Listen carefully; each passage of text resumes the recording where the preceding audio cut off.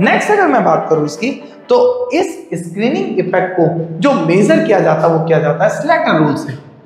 Screening effect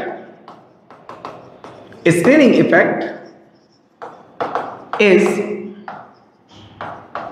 measured by Slater's rule. अरे किससे major करते हैं हम लोग इसको? स्लैटर रूल से। अब स्क्रीनिंग इफेक्ट को हम लोग मेजर किससे कर रहे हैं? स्लैटर रूल से। स्लैटर रूल क्या होता है ये चीज ध्यान रखते हैं।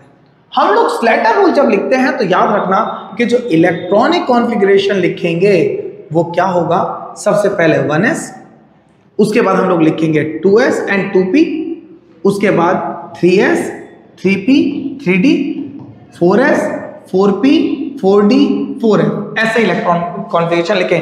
इलेक्ट्रॉन भरने तो जैसे हमने बताया वैसे ही है, बट लिखना ऐसे है। जैसे मैं आपसे बात करता हूं कि अब कौन से इलेक्ट्रॉन, अगर मेरा इलेक्ट्रॉन ns या np में है तो इसके लिए वैल्यू आती है 0.35 की।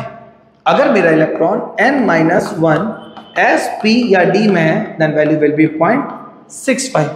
अगर मेरा इलेक्ट्रॉन n-2 sp d या f में है देन वैल्यू विल बी 1। ये कौन से एलिमेंट्स के लिए? नॉर्मल एलिमेंट्स के लिए।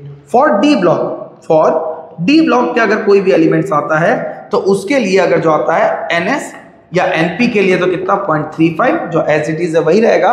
बट अगर मैं बात करूं n-1 sp और d के लिए आया that will be the point, सीधा कितना आ जाएगा आपके पास? It will be represented as the सीधा 1 की वैल्यू लेंगे हम लोग इसमें। क्लियर है? ये आपके पास वैल्यूज आती हैं जो s, p और d के लिए आता है। इसको 0.85 लीजिएगा, सॉरी ये कितना है? 0.85 SPDF। आप इसको नहीं भी याद रखें तो कोई दिक्कत नहीं, आपके सारे सॉल्व इससे हो जाएंगे। अब मैं बात करता हूं कैसे मैं एक एक इलेक्ट्रॉन को लेता हूं, उनका रिपल्शन कैसे निकालना उसकी बात करते हैं। हम लोगों ने बोला लिथियम, लिथियम के बाद आता है बेरिलियम, बेरिलियम के बाद आएगा बोरॉन एंड बोरॉन के बाद आया मेरा कार्बन। मैंने बोला number of electrons, number of electron कितने हैं? 3, जैसे 1s2 that is 2s1 and 1s2। Clear है? यहां पर 1s2 2s2 1s2 2s2 and 2p1 1s2 2s2 and 2p2। ये मेरे पास इलेक्ट्रॉन थे। हम लोग मान रहे हैं वैलेंस शेल पे ही इनका रिपल्शन देखना है। मैंने क्या निकाल लिया इनके लिए? अरे भाई निकालो भाई सबके लिए फटाफट। क्या निकालेंगे? सिग्मा। स्लैटर कहता है एक इलेक्ट्रॉन को तो मुझे छोड़ना पड़ेगा। बचे कितने? 2 इलेक्ट्रॉन बचे, तो मेरे पास क्या आ गया यहां से? 0.2 दैट इज 2 इंटू पॉइंट। अरे ns और np के लिए कितना? ये तो n-1 हो गया। क्लियर है? यहां से कितना आ जाएगा? 2 इंटू 0.85। क्लियर है? तो ये कितना हो गया आपके पास? 1.7। अरे सही है, सो नो? क्लियर है? नेक्स्ट अगर बात करें तो यहां से कितना? एक इलेक्ट्रॉन छोड़ा हम लोगों ने, एक तो बचा है, तो यहां से कितना हो गया? 1 इंटू 0.35। अरे ये तो है n, ये क्या होता है? n-1। अरे बड़ी वाली शेल को क्या मान लो? n। इनर वाली शेल को क्या मानेंगे? n-1 that is 0.35। प्लस की बात करें that is 2 into 0.85 that is कितना आ गया? 0.35 प्लस 2 इंटू 0.85 1.7। क्लियर है? That is it is approximately 2 point कितना हो जाएगा? 0.35 05 के आसपास आ जाएगा। क्लियर? अब मैं इसी से थोड़ा सा आगे वालों को आप और निकाल सकते हैं। अपने को एक चीज आगे पढ़ना बाकी है अभी, जेड इफेक्टिव। जेड इफेक्टिव किसके बराबर? Z minus sigma.